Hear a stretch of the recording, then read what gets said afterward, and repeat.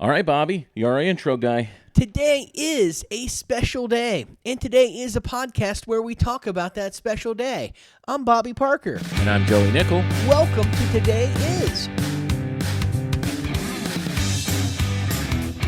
Welcome to Today Is. It is the premiere of Season 4. Season 4. It's hard to believe we've gone that many seasons. We have gone that many seasons, which means we have gone 4 seasons. I was about to do some math on the timeline. We've gone 3 full seasons. We've gone 3, which means we're a year and a half. We've been doing this. Wait, no, I haven't been doing this 2 years. No, we started in the fall, so a year and a half. Year and a half. We've been doing this a year and a half now. We've been doing this podcast a year and a half because we do 2 seasons every year.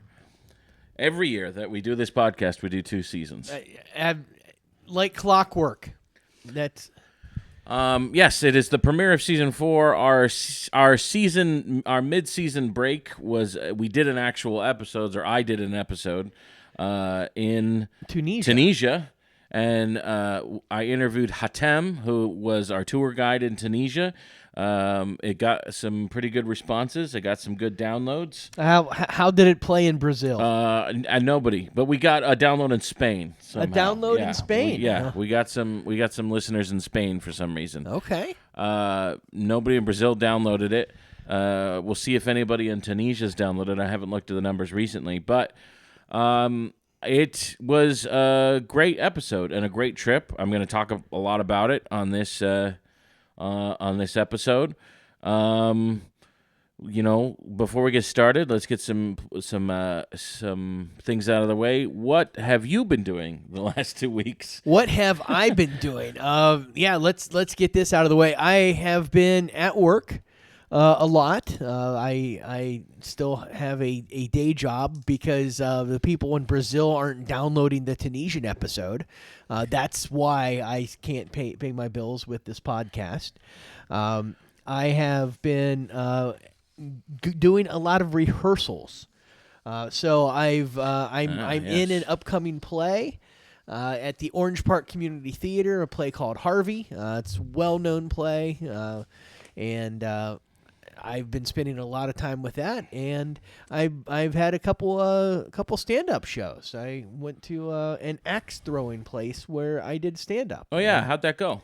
It was cool. It was a smaller crowd than what we had hoped for a fairly large place, but it was a good crowd, and it was a blast. And somebody there accidentally left an axe in one of the little axe throwing areas, so I got to play with an axe without signing any forms. There's a loophole. Yeah, I like it. I prefer not to sign forms. Yeah. That way they're liable, and I got to play with sharp stuff.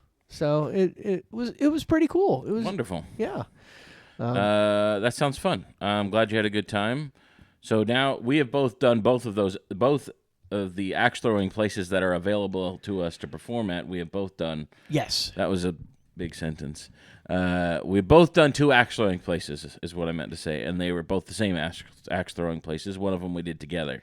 Correct. Yes. So I don't know why I said that pointless thing. Well, we have some fan mail. Was that the only show you did while I was out? I also did a couple spots elsewhere. Like I went to the First Coast open mic, which was a blast. Was that your first time at the First Coast open mic? No, I've been there a couple times, but it's been a while because it's inconvenient for me to get there a lot of times. Yes, it's very far. Yes. But it is a good mic. Yes. Oh, it's a blast. I have a blast at that mic. It's great, and the crowd was really good. The crowds have always been very good for me at the mic there. I've always have a blast at that mic. But I did not do any shows. Well, I did a show of sorts. Okay. While I was gone, and we'll talk about that. That's something we're going to talk about today. But I wanted to catch up on some fan mail before we dive into the meat of this episode. Hi, Joey and Bobby. Thanks for another great episode. Bobby, your fairy tale was great. So this is because of our fairy tale episode. Okay. If I'd been your teacher, I would have given you an A++. Ham and eggs, authentic barbecue. Ha ha ha ha. No wonder you grew up to be a comedian. Also, I loved the mention of Stinky Cheese Man. We enjoyed reading the Stinky Cheese Man and our Fairly Stupid Tales. Oh, that's what it was called. The Stinky Cheese Man and Other Fairly Stupid Tales. That was the name of the book. To our kids when they were really young, and if I'm remembering right, we might have started reading it before we even had kids. It's such a good book. One more thing, the episode before this one, Northern Hemisphere Hootie Hoo Day, was great too, but Bobby, for the love of all that is sane in this world, please don't say, "Hey Siri," on the show. Hey Siri, well, it just happened, so you just self-fulfilling prophecy. So I'm not allowed to say it, but you're allowed to say it. Apparently I can read it and have it happen. I was listening in the car when you said it, and that part of the episode looped like 5 times before I could stop it. No worries, I didn't almost crash or die or anything, but it did go absolutely bananas. Hootie hoo, John. I think we're gonna have to call that the today is rule. Yeah, the today is rule. Yeah. Hi, Bobby and Joey and other Nichols. I really enjoy your episode this week, Tunisia's National Day. Oh yeah, my sons were on the episode. We did. My sons and I did the intro for the episode last week. I did miss Bobby, but it was nice to get to see the other Nichols, especially loved the interview with your tour guide. He was great. I listened once while doing yard work, then ended up watching it on YouTube later because I wanted to see it too. Fun, short episode, honestly better than the clip episode it was supposed to be. I've also been checking out all the pictures from your trip. We're very jealous, almost sinfully jealous. Ha ha ha. I hope you continue to save up, and I hope you have a safe and fun trip. Looking forward to the next episode and Bobby's return. I would like to point out we did look into the Today Is travel budget to send me along with the family on the cruise and the overseas journey, and we have no budget. Our budget. So the amount of money that we have allocated for travel in this episode podcast is 0. So just so you know. And we could not get me there for 0. Yeah, for 0. We looked. Yeah, we could not find any tickets for $0. Hi, Joey and Bobby. I just wanted to take a moment to say thank you and congratulations on 3 seasons of Today Is. That's amazing. Your podcast has been such a consistent source of fun, laughter, and creativity, and it's something I genuinely look forward to. The way you bring these days to life with humor, heart, and just the right amount of chaos really makes each episode special. As a small token of my appreciation and to celebrate 3 seasons, I put together something I hope you'll enjoy, a poster featuring a collection of Today Is cookie designs inspired by the show. It's a little tribute to all the great moments and themes you've created over time. Yes, I might be a little obsessed with making sugar cookie designs right now. Thanks again for all the laughs and positivity you put out into the world. It means more than you probably realize. So I'm going to put some of those cookie designs in the episode so you can see them. I'll send them to you later so you can see some of these sugar cookie designs. I definitely want to see them. So I'll pull them up so you can see them. I can't. They're on my phone, so I can't. We're recording on my phone, so I can't pull them up right now. But I'll show them to you later, and I'll put them. I'll try to put them in the episode. But thank you for sending the fan mail. All of our fans that send us fan mail. All of them. All of the fans. Even the ones from Brazil that we can't read because they're in Portuguese. Fan mail. Thank you for sending us fan mail. Please send us more fan mail. And they should send it to Today Is podcast at gmail.com. Today Is podcast at gmail.com. Send us fan mail. Or comment on one of our videos, and I will forget to read them before each episode. Yes, absolutely. I will try. I should try to. I have looked every now and then. I'll look and see if there are comments, but nobody ever comments on the. Or like we'll get a comment that's just like, "Good job." And Thank you. Yeah. Or thank you for the episode. One time, whatever day it was like there was an account with the name of that day. And was like, hey, thanks for shouting out the day or whatever. And I can't remember what day it was. But But 3 seasons. We've done 3 seasons. Thank you guys for listening. Everybody who listens, especially those in Brazil, and our 11% of listeners in Brazil. Yes. And thank you to the one listener in Spain who downloaded 1 or 2 of our episodes. Yep. Share it with the other Spaniards. Yes. Please let everybody know so that we can increase our travel budget and come visit you. Yes, I would love to come visit Spain on the Today Is travel budget. So, I don't know if you guys know this, but I went to Europe for 2 weeks. What? I also want to point out that I was in Africa, which was Tunisia. I went to Africa, and it is colder in Africa than in Florida right now. We got back to Florida. Now, it was kind of cold for a day or two. Right. But we got back to Florida, and we're up to, we're into the 80s and 90s already. We're getting up there. It was in the 80s today, I think, right? I haven't been outside. We're yes, getting up there. I We're getting believe up so. there in the temperatures. It's colder in Africa than it is than it is here in Florida, or at least the part of Africa I was in. I have been to 4 continents now. 4 continents. 4 continents. That is double the number of continents that I've been to. What continents have you been to? I have been to the American continents. So you've been to North and South America? North and South America. I've been to North and South America, and then obviously Europe and Africa on this trip. Now, so you've never flown that. What's the furthest you've ever flown? The furthest I've ever flown has been cross-continental United States. So Me too. Yeah. I have done a nonstop flight from Florida to California, I believe, which is a good 4 or 5 hours or something, maybe more. It could be more. Yeah, I've been on a plane longer than that, but a lot of it was right. tarmac time. Yeah, I know. Well, yeah. Yes. Don't get me started on that. Yeah, that for sure. I have been on a plane for many, many hours, but yeah, sitting on a tarmac doing nothing.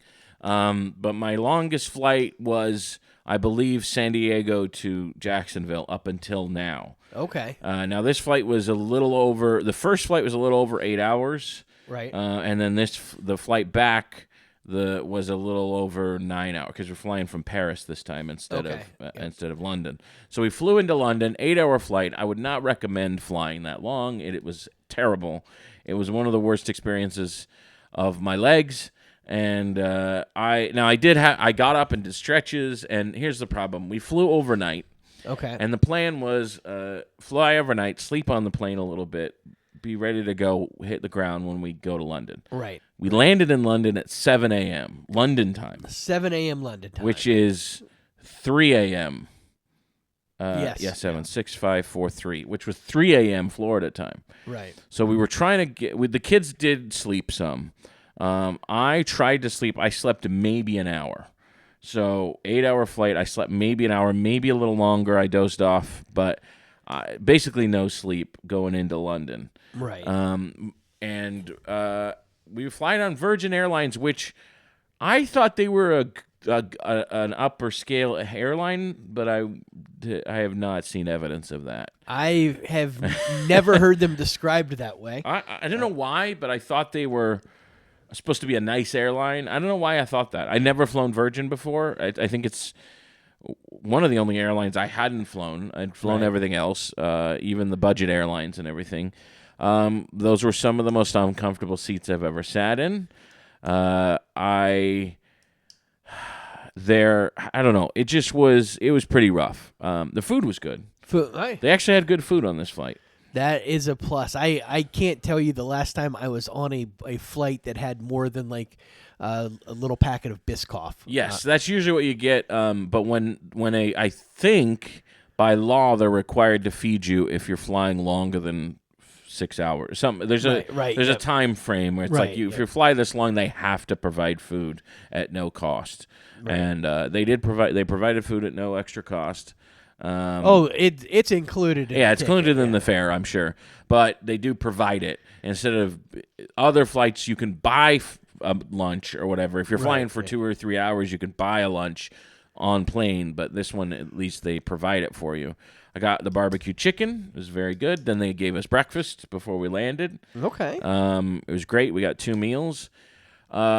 I will say a couple things I learned about international flying. I thought you fly into the ocean and just keep going, right? Like, that's what I'm thinking. We're flying over the ocean the whole time we're there. Very little flying over the ocean. Really? Because the Earth is curved. So, like, if you just flew straight from, spoiler alert for all of you that believe it's not, spoiler alert, Dusty Slay, the Earth is curved. It is. So you look on a map and you think, okay, we flew out of Miami. So you're thinking, you fly to Miami to London. You're going across the ocean almost the whole entire time. That's not true. You fly up the coast of the United States, over Canada, over Greenland, over Iceland.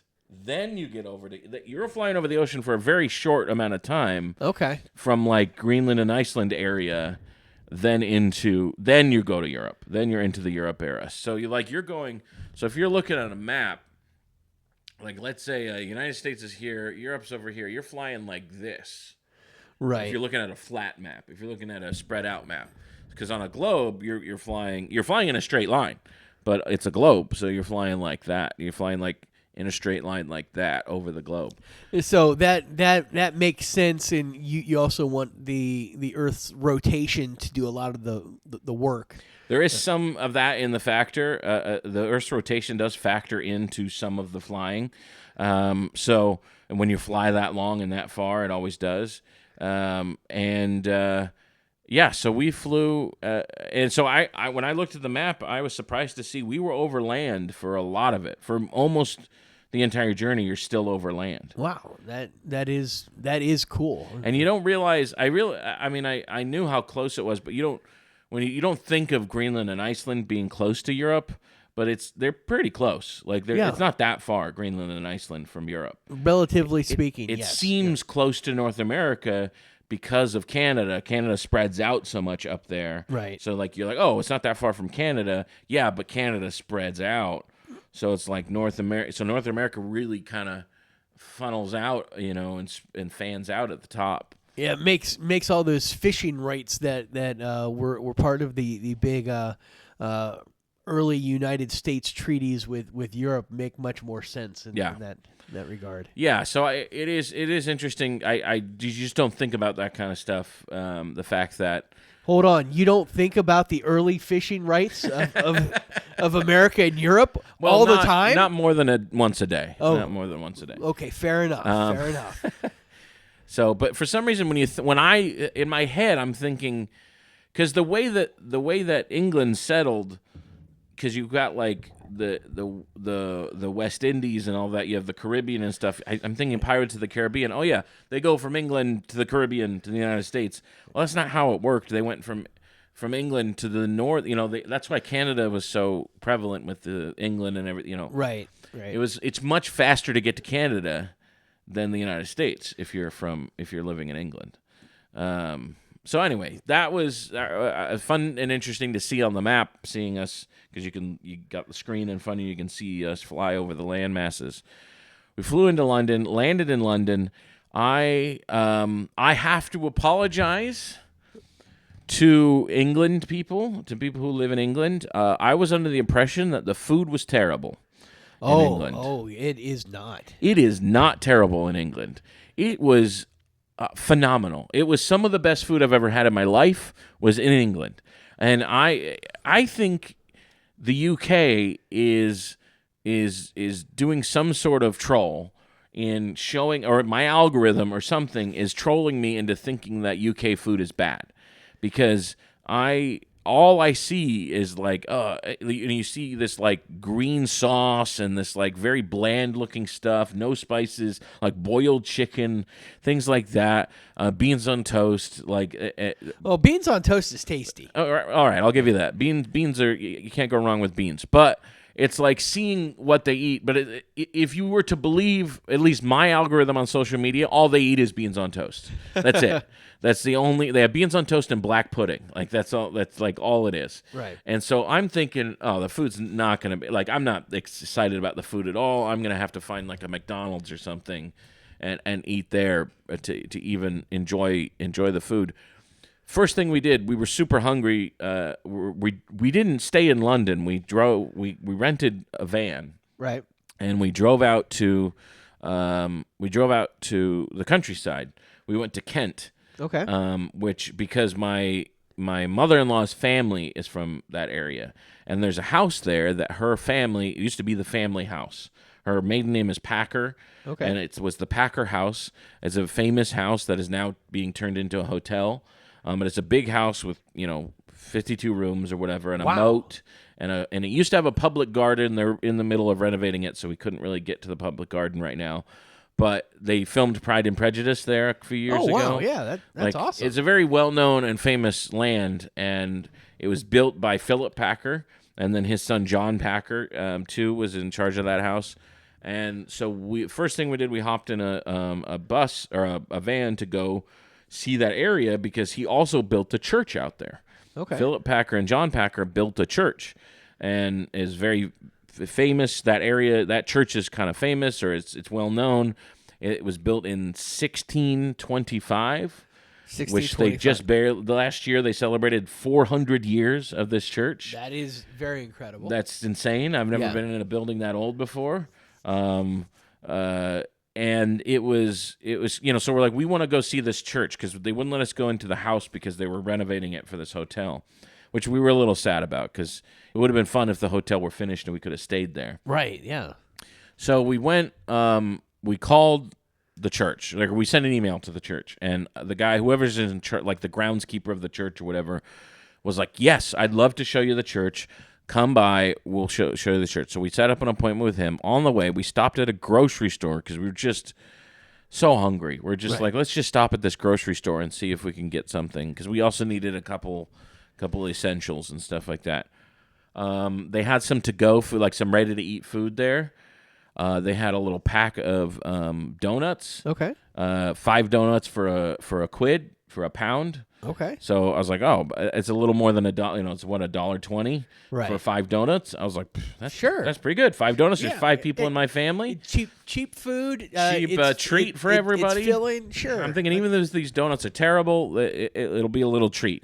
I got a duck wrap, a roasted duck wrap, just there, like in the convenience area. Oh, that sounds amazing. I got like a local soda, the bottle of soda. Right.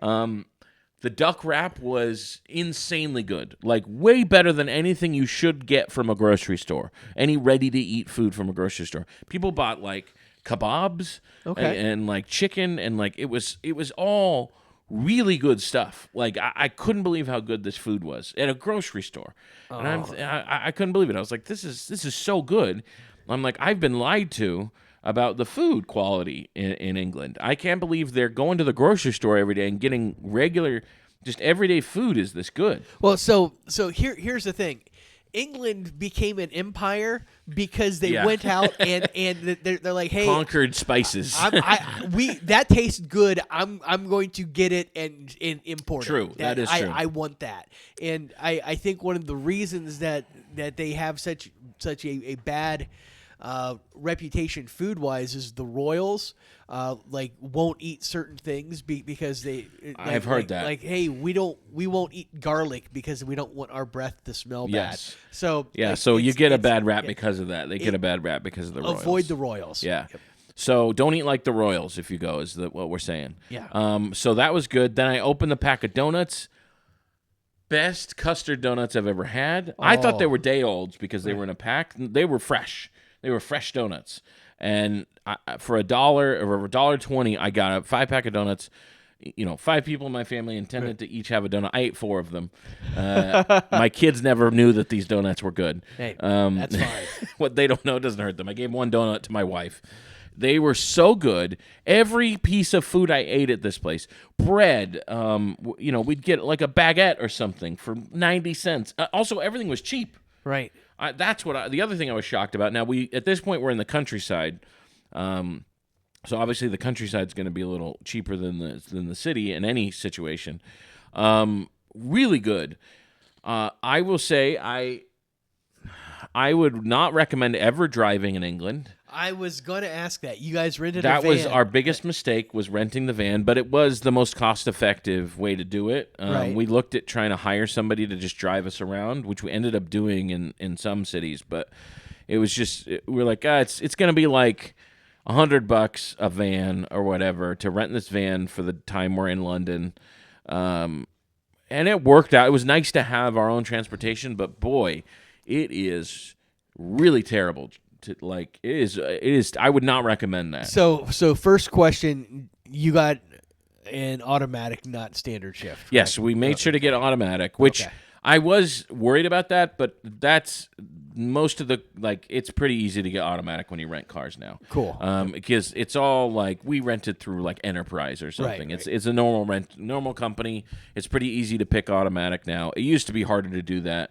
It used to be that UK used to be, and most of Europe used to be more into the standard transmissions, but everything we looked at was everything was automatic now. So I think they've pretty much gone to automatic now, at least as far as rental cars and fleet cars are all automatic.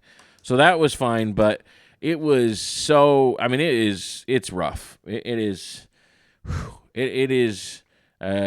was a rough experience having to see everything on the other side of the road, and my brother-in-law did a great job of driving, but it was... we scraped up some curbs because you think you're playing to the left. Right. It's a completely different thing. It is. It was rough, and I have driven on the left side of the road before. When we go to the Caribbean, they're on the left side of the road. Parts of the Caribbean, we're on the left side of the road. Bimini is on the left side of the road, but these are vacation-y areas. There's not a ton of cars on the road. It's not like you're in a major metropolitan area. And London is one of the biggest metropolitan areas. It's a little bigger, but about the same size as New York, which is also terrible to drive in. New York City's absolutely murder to drive in, and then just add on top of that being on the left side of the road.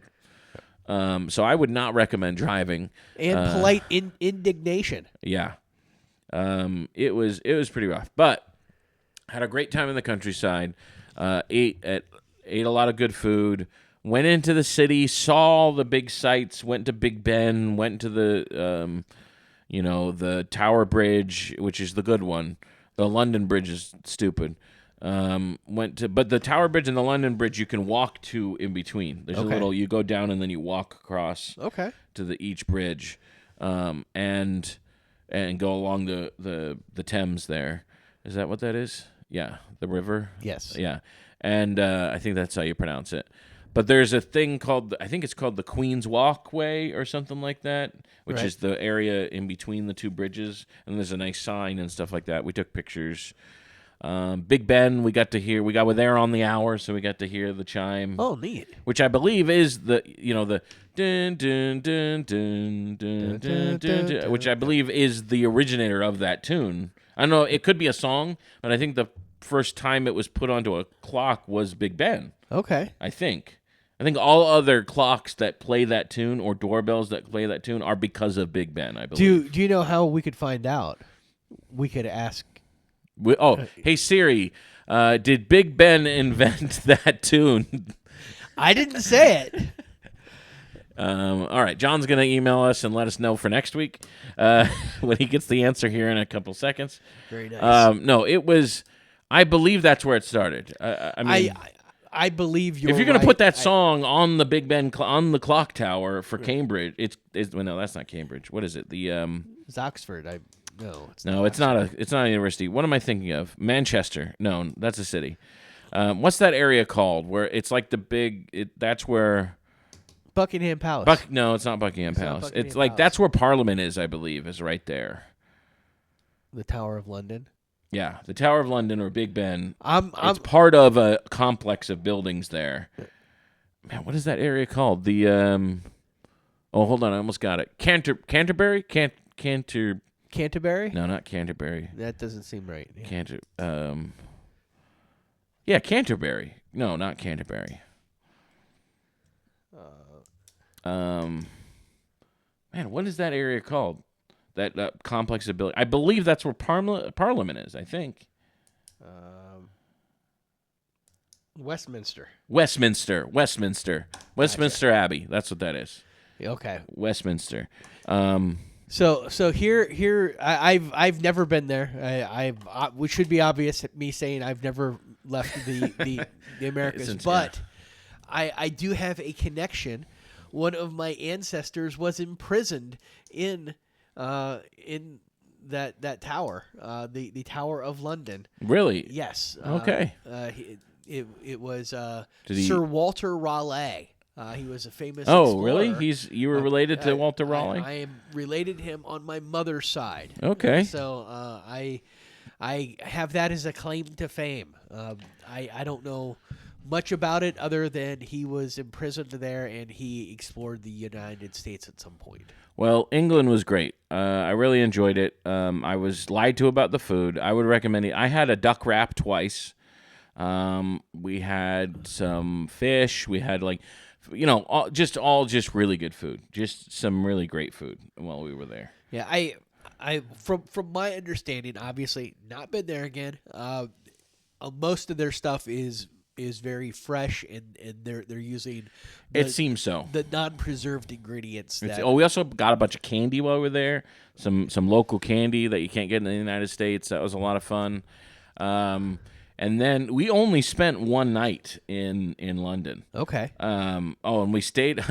So also, best wings I've ever had in my life. Wings. Chicken wings are an American staple. Absolutely. I believe they were invented in Buffalo. Like, people didn't start eating the chicken wings solo until they started doing it in the bars in Buffalo. Yeah, not on purpose. It wasn't a Right. big thing. It wasn't like a known thing.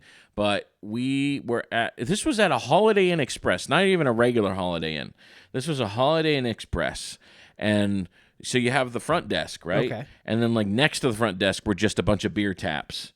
And then a grill, and then a fryer in the back. That actually sounds exactly like the place I stayed at in Las Vegas. Oh, really? Yes. And we're just like, hey, the food was open all night. Like, they're like, you want some food? We're like, yeah. So we ordered. By the way, they order wings by the kilo, which is 2.2 pounds. Okay. So we got 2.2 pounds of wings. Immediately ate them all. Just the best wings I've ever had.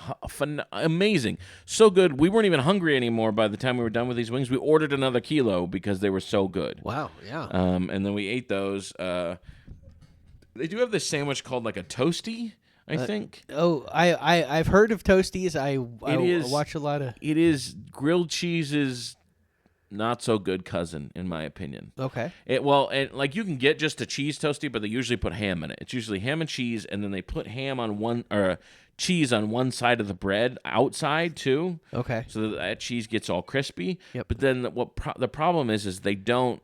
It's not fried. I think it's put in a toaster. Okay. So or a toaster oven, or it's baked in an oven. So that cheese gets nice and crispy on one side, but the other bread doesn't. It just gets soggy.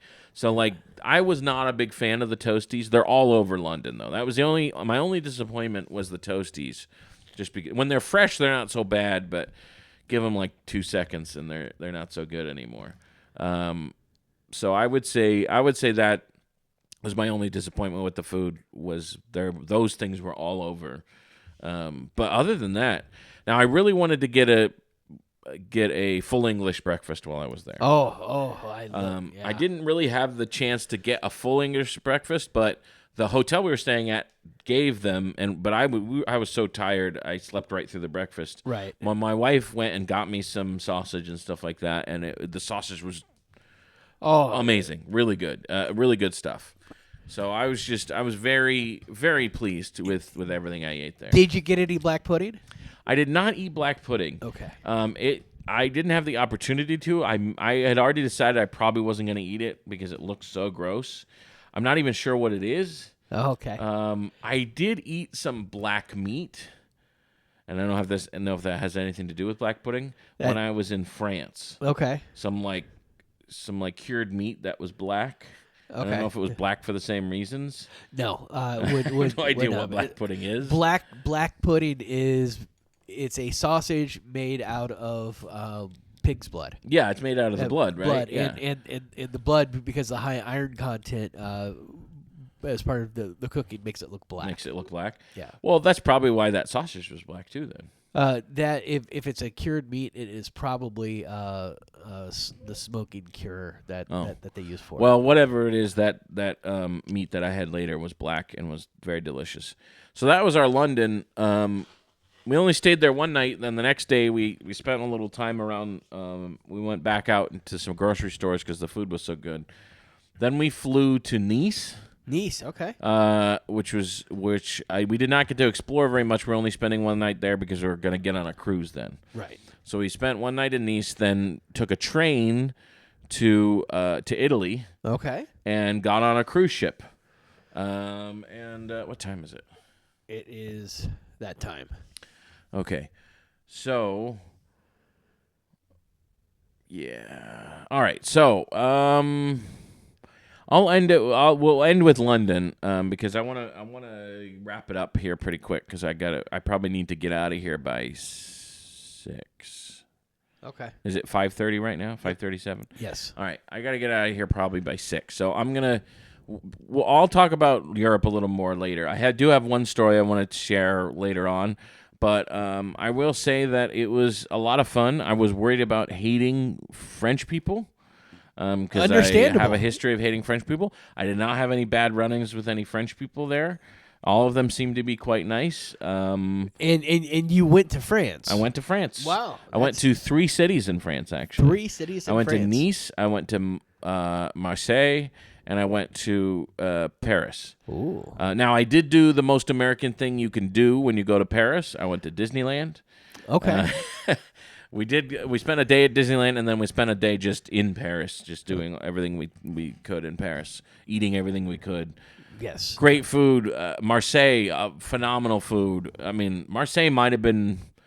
That was really good. I mean, Marseille might have been the best food. It was very good. It was very good food. Marseille or Italy. Italy was really good, too. I love how this episode is just turned into your culinary travels. Yes, that's all it was. This was a trip to eat food. That's what this was. It sounds amazing. It was delicious. All the food was delicious. And, I'll talk about a little bit more. I have a very interesting story to talk about on the cruise. One thing I did not realize we went to the Vatican. Okay. I did see the Sistine Chapel, which is great. I've always wanted to since I was a child. Since I was 12 years old, I always wanted to see the Sistine Chapel. It's supposed to be just beautiful. It was wonderful. It was great. It was beautiful. It was absolutely torture getting there. They make you walk miles and miles of these museums before you can even get to the Sistine Chapel. Okay. Which I hated. I would have paid extra just to go straight to the Sistine Chapel. Understandable. I guess that's their way of kind of filtering it so that it's not a bunch of people all at once, maybe. Right. But because otherwise it would be. It was crowded as it was. It was slammed, but it was a great experience. Have you ever seen a member of the Swiss Guard? I have seen pictures of. But that's what I mean. Like, yes, have you ever seen what they look like? Yes. So the Swiss Guard, if you don't know, they are the ones who guard the Pope. Like, they guard the Vatican. They are there at the entrance of the Vatican. Yes. Like, they will not let you in.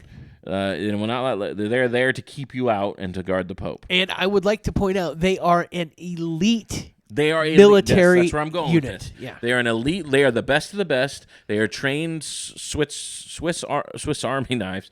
They are trained army or military people from Switzerland. It's like a Navy SEAL program basically to become a Swiss Guard. Yes. And then they get sent to Rome to be a Swiss Guard for the Pope. And then I believe they travel with the Pope in the Pope mobile. Yes. They are protect him. They are his.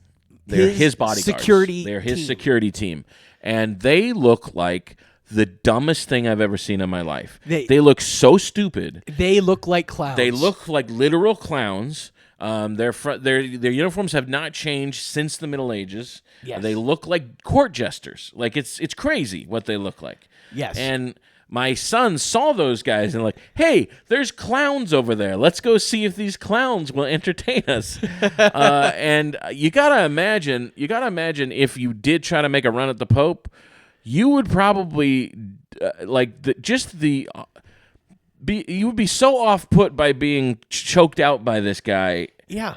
Like just the loudness of the outfit would scare you off. Like it's crazy what they look like. Right. It's like, hey, I went to go attack the Pope, but I'm scared of clowns. Yes. That is like whatever you're imagining, that is what it is. And it's like, and just imagine being beat up by one of these guys. But just imagine being stopped by one of these guys. That's crazy. And I honestly think we should do that for the U.S. president. We should get like, hey, Secret Service, let's up the ante. Let's get the best of the Secret Service, and let's put you in something that looks like Ronald McDonald would be too embarrassed to wear. Yes, it's so crazy that they just never updated the outfits. Like, just at no time was anybody like, you know what, it's the 1700s now. We should probably update these outfits to what people are wearing in the 1700s instead of the 1400s,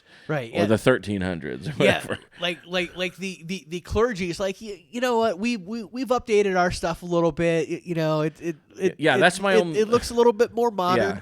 You guys just stay that way. My only guess is that the Pope wants to continue to look less ridiculous by comparison. He's like, you know what, I got to wear this stupid hat. If I'm doing that, you guys got to keep looking like clowns. I did. There is a post office at the Vatican in St. Peter's Square, so you can send, because it is its own country. Yeah. We went to 7 countries while we were there. Okay. And you can. They have a post office right there, and surprise, surprise, just like all post offices around the world, the workers could not be bothered to even care what you were doing. They were very disgruntled. They did not seem like nice people, and I was like, well, that feels like home. Yes. The one human truth. Yes. The people that carry the messages don't care. One of the universal truths of this world is that whatever post office you're working at, you're going to hate whoever comes in there. Yes. And so I sent a postcard to my mom from the Vatican. I thought that would be fun, because then it's postmarked that it's from the Vatican and everything. That was fun to go to St. Peter's Square, which is a bucket list. That's something I've always wanted to do. Absolutely. Even though I'm not Catholic, my dad was Catholic and my grandparents were Catholic. There's a lot of Catholic history in our family, so it was a very very fun time to go and see that. But I've got a couple more stories that I'll tell on the next episode. This is a cliffhanger. So you'll have to listen to the next episode. So usually cliffhangers happen between seasons. We're starting the season with a cliffhanger. We're starting with a cliffhanger. So we've got some time left for our topic today. Our topic, which I guess if we want to think about it, is actually probably pretty appropriate for Europe. Yes. Since that's where a lot of this, a lot of our history with this topic is from Europe. It is World Theater Day. World Theater Day. Now, both of us have some experience with theater. Yes. So I thought this would be a good topic that we both have time to talk about. Now, you're in a play right now. I'm in a play. It's crazy. I was not expecting to do something like this, and I found that, I knew that I enjoyed being on stage. Mm-hmm. I knew I enjoyed acting in the little things I've done. I did not realize how much I would enjoy actually being in a play. I'm enjoying it a lot. I might like it more than doing stand-up. I will say this about I was in productions all through my life. This is the longest I've gone without being in a production, actually, right now in my life. Pretty much since I got married, I haven't really done any plays or musicals or anything. Right. But I do miss the rush of putting it together and then performing it and then getting everything to work out right, and you're going backstage and you're getting getting mic changes or whatever, costume changes, all that. I do miss that aspect of being in theater. Yes. I've been in quite a few productions in my life just through school and church and everything like that, and I miss the I don't know, the showbiz of it, the whole guy on a headset. Okay, you're coming. I like a stage manager and all that. I miss the little stuff, and all the productions I was in too. None of them were that well funded. Right. So we did a lot of double duty. I was setting up lights, because we would take it. A lot of productions I was on, we'd take it on the road, and so we had to bring our own lights. And we had these huge lighting trees, and I'd go up on the ladders and set up the lights and get the sound system set up. A lot of my sound engineering experiences come from being in theater, okay, and sound system experiences come from being in theater. So I have a lot of fondness and probably a lot of I do miss it sometimes. I do miss being in theater. Absolutely. But you say you might like it better than stand up. I might, like, I don't know if I'll do it more than stand up just because of the time commitment involved. Yeah. Which Yeah. but I'm having so much fun. We're at the point where we're learning lines and actually doing the acting, the emoting, and making the thing come to life, and it's just really, really fun. It feels That's great. Now, one thing right before it was a couple weeks ago now. The director of this show, he's also an elementary school teacher, and he invited kids from his class and his school in to like watch us do a rehearsal. So it was fun. Like, I kind of got to interact with the kids a bit, and we did some questions and answers. And one of them asked, like, "Hey, when did you decide you liked being on stage?" And just spur of the moment, this memory popped up of when I was in kindergarten. We did a Christmas pageant kind of thing, and one of the kids in the class was selected to be Santa Claus in the Christmas pageant, and it was not me. It was this jerk named Mike Lover, and he's probably dead or in jail. Yeah. Of But course. But I remember upset, like, why does Mike Lover get to be Santa Claus? He's not going to do it good. He's not going to be a good Santa Claus. And he blew his line. He got the ho ho ho part right, but he said it I think he waited too long. I'm like, he's missed his cue. And I remember being upset about that and not really doing anything in theater throughout my school career, but that came up. I'm like, I knew I could be better than Mike Lover. I knew I could be better than that guy. And that is my driving force now. I'm better than Mike Lover because I Googled him, and there's no actor named Mike Lover. Well, he's not a fighter. No. But yeah, I tell you what, that has been a driving force of mine in several things that I've done where I'm like, I could do that better. Yeah. That has driven me several times to do some of the things that I've done in my life. So did you do you didn't do any productions in high school? Did none in high school. Did like in church, we had our church youth group thing where we'd have like a youth service, something like that. So that was always fun. I always did that. Did like some youth group sketches kind of stuff. But no, I did no productions, nothing like that until I decided to do stand up and improv about the same time, and that started after college. My theater experience was mostly high school. Well, and then in college too, but not with the school, mostly with the church. But in high school, sophomore year, I got one of the leads in the high school musical. We did Treasure Island. Oh, nice. And I played Long John Silver. Because you could grow a beard. Because I could grow a beard and I could sound like a man. At the time, in fact, people were like, why did they get this man? Why did one of the parents come to play Long John Silver? Because I grew a goatee for it, and like a filled-in, like a mustache, like a pirate-looking mustache and everything. Right. And everybody thought I was just a full-grown man acting with all these 15 and 16-year-olds. And the hardest part about that is Long John Silver. What's his defining physical attribute? Wooden leg. Yeah, one leg. So leg. I had to tie up a leg, and use a crutch. So I had the whole production, and then at I almost at halftime, at intermission, I switched legs to see how many people would notice, and only a few people noticed.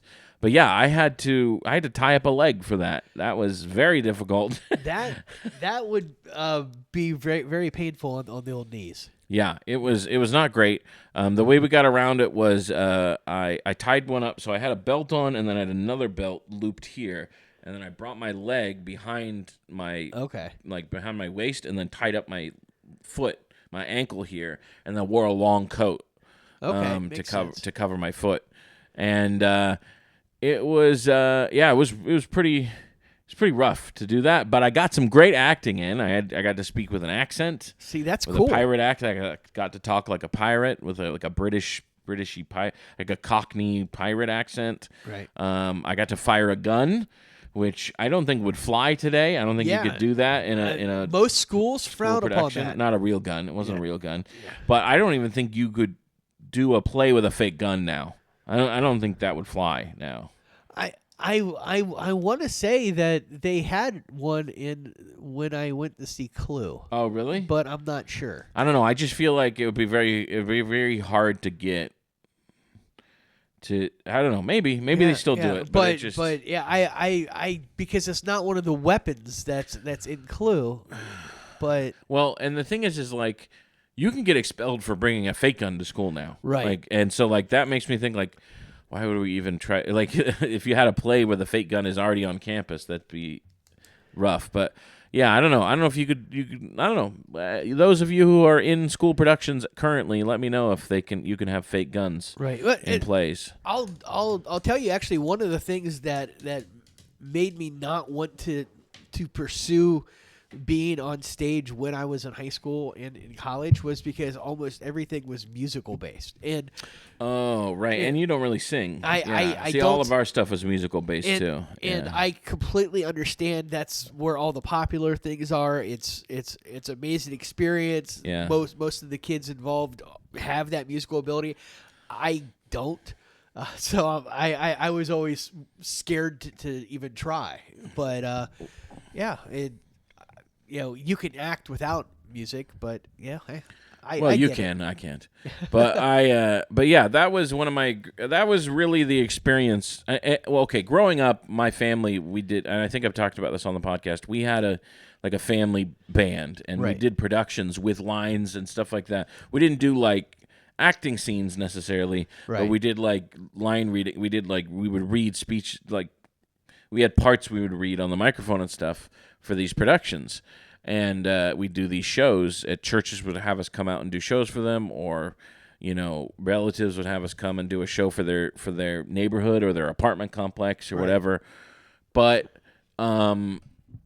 so I grew up with that. I grew up with theater and show, and my mom was really into theater, and we did community theater when I was in elementary school. We were in a production of Music Man. Okay. My brother played the kid lead in it. Well, I don't know. Maybe the kid lead might be the kid with the lisp. Have you seen Music Man? It's a long time ago. Yeah. I think my brother. You would say my brother was the lead of the non-adults in the production. The two main leads are Harold Hill and the love interest. Those are the two main leads in it. But there's a lot of characters in there. I was Barney. I did not have any lines, but obviously I sang all the songs. I did all the I had to learn all the dances. But my claim to fame for that production is Barney gets a spotlight because he's the tuba player, and there's a point where. If you don't know the premise, spoiler alert, if you don't know the premise of Music Man, Whoa, you're going to ruin this musical. This musical that's been around for literally 100 years, that I think takes place in the single digits. Like, it's like 05 or 1905 or something like that. He goes around and sells bands like this. It's like, oh, you buy an instrument, we start this band, but then he skips town before he can before people can really learn their instruments. So they get the instruments, they buy the instruments with the promise of they are all going to be great musicians, and he's this great musician, and he went to music school, but he didn't really go to music school. He's just selling these instruments, and then he skips town before he teaches them how to play it. So he gets them together. So he ends up falling in love with the girl, and he's like, well, now I got to really make this band. So they get the band together, and they get uniforms and band and everything, and then he's like, all right, where's the band? Show us the band, have the band play, and we all play, but we're terrible. But the parents are so Star-struck by seeing their kids playing a band, they don't care. Right. They're like, oh, it's beautiful or whatever. It's basic elementary school band. Yes, basic. Yeah, it was. Yeah, exactly. It's first band performance stuff.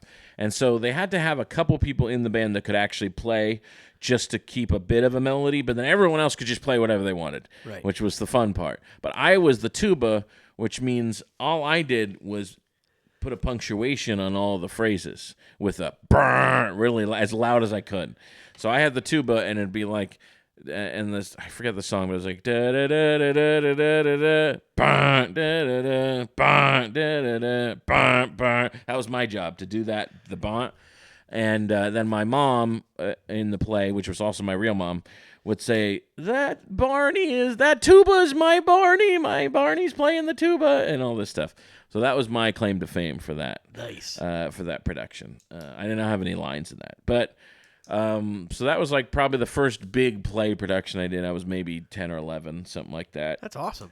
And then we, then I had my high school productions, and then in college, I was in a choir that did productions. So they did 2 productions a year. We do one for Christmas. We do like a kind of a Christmas, not pageant. That's not the right word, but like a Christmas program where it was like we had like acting and scenes and stuff like that, and then songs, and then we did a spring one where we would tour with the spring one, and we'd go to different, and so that was always fun to do that production. And I really haven't done like a production like that since then. Right. That was really the last time I did a production was in college, was maybe when I was 24, 25. Okay. Yeah, so it has been a while. It's been a while. Yeah, it's been a while since I've done something like that. But you're having a lot of fun, huh? I'm having And you're fun. the lead. I'm the lead. You're the lead. You're first on the call sheet. I'm first, as they say. on the call sheet.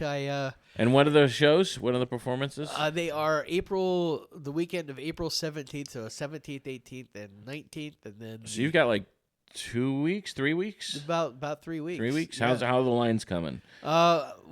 We've got the gist. we I know you were worried about memorizing this many lines because you don't really do that. You don't really have a skill for memorizing lines. I've it's not a skill that I've sharpened, Exercised, right? Yeah. Right, but I'm learning, and I like the acting portion of it because a lot of what I'm doing is reacting to somebody else, and that makes it so much easier. It's so much easier than memorizing here's 5-page monologue. Like, oh no, I'm not going to do that. I don't do that for stand up. I know what my bullet points are, but this is, hey, we're having a conversation. He says this. I pretty much know what to say. Okay. Yeah. All right, that's good. It's conversational. Yes. It's dialogue. It's not monologue. Right. Which is good. Right. And the timing. I'm like, oh, this, I need to say this. How do I say it and make it funny? Oh, I pause here. I do this. That has made it a lot of fun. Well, that's exciting. I'm glad you're having a good time with it. Sounds like a lot of fun. You're gonna keep doing that. You're gonna keep doing productions. I think as long so. as you have time for them. Yes, I'm gonna pick and choose. And auditioning based on what I could potentially do, and hopefully I get some roles. All right. Yeah. Sounds good. Yeah. It's World Theater Day. Theater Day. So World Theater Day. I did go to the Coliseum, which is it's a kind of theater. It's a kind of theater. I would say that the Gladiators were a type of, were definitely melodrama and theater. Yeah, I think the closest thing we have to Gladiators today, we have it split actually. I think like professional football, we've got professional American football. I think is very close to Gladiators. Yep.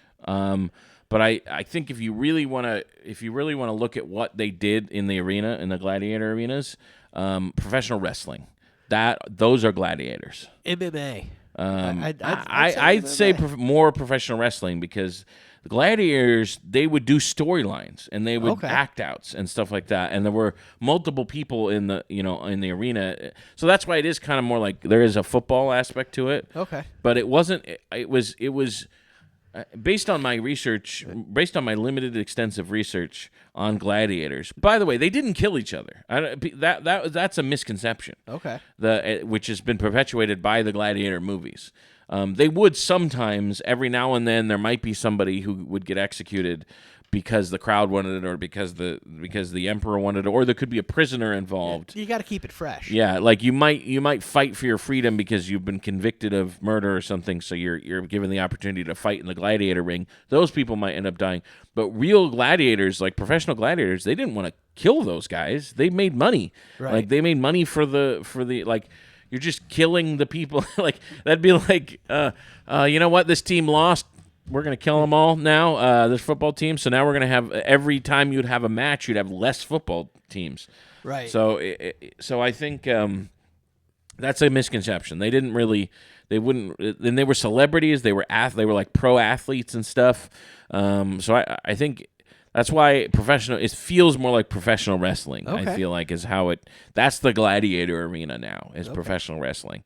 With a mix of I think American football is close just because, you're outside and you have multiple. It's more like a battle. You have more people. Right. So we still want to see big dudes beat each other up, I guess. Yeah, it's a universal that has truth. been going on for centuries. Yeah, we want to see people get beat up and people at the post office hate you. It's the two universal truths. Exactly. And no matter what country you are in, if you're in a big city, there are Indian men trying to sell you things on the side of the road, no matter what. Absolutely. No matter if you're in London, France, Rome, whatever, there are Indian men on the side of the road, on the street, with little shops or little just carpet, and then they put down a bunch of stuff. No matter what big city you're in, that's going to happen. That tracks. Yeah, that is also universal truth. Also, you have never seen buildings as old as when you go to Europe. That is a big takeaway. It's like you go to. I remember when I was in college, our first apartment was in a building that was built in 1905, and I remember thinking, this building is over 100 years old. That's crazy. Right. And then we go to England, and it's like we went into a 400-year-old building. Then we go to Nice, and we go into like a 600-year-old building. Then we go to Rome, and we go to a 2,000-year-old building. Right. It's crazy how old these buildings are. It's like going to St. Augustine here in Florida, and that's just cute. Yeah. It's like these you've been to the so oldest new. city in the Americas? Okay. Yeah. Well, that's still like a quarter of the age of these structures. Oh, so it's a new build, if Yes. you will. Okay. Yeah, it's a recent build. Yeah. And it is crazy to think like these buildings are still standing, people are still living in them, some of them still doing things in these 1,000-year-old buildings. It's crazy. It's crazy to think that these buildings are that old, and still structurally sound. But it's because, they use stone and they used things like that, and it took like decades to build them. And there's actually a science involved Yes. in the cement style stone building that they did that we just recently refigured back out, and we'll tell you more about that on the next episode. Well, today, World Theater Day. Go out and see a local theater, play, do stuff. Do you have any upcoming shows? Let's see. I don't think I have anything big until May. Come out and come to Really Good Beer Stop. We've got Johnny Mac, Really Good Beer Stop, May 1st. May 1st. Come to that one. Okay. You got anything coming up? Open mic, Shantytown every Monday. Shantytown. On April 3rd, I'm going to be in Lake City opening for Danny Johnson. Oh, nice. Yeah. I don't have any of the details besides that. I do. Okay. I'll tell you about that later. All right. All right. Well, thank you guys for listening. Today is whatever we say it is, and you're here for it. I'm Joey Nickel. Bobby Parker. See you tomorrow. Have a good one. Today is whatever they say it is, and we're here for it.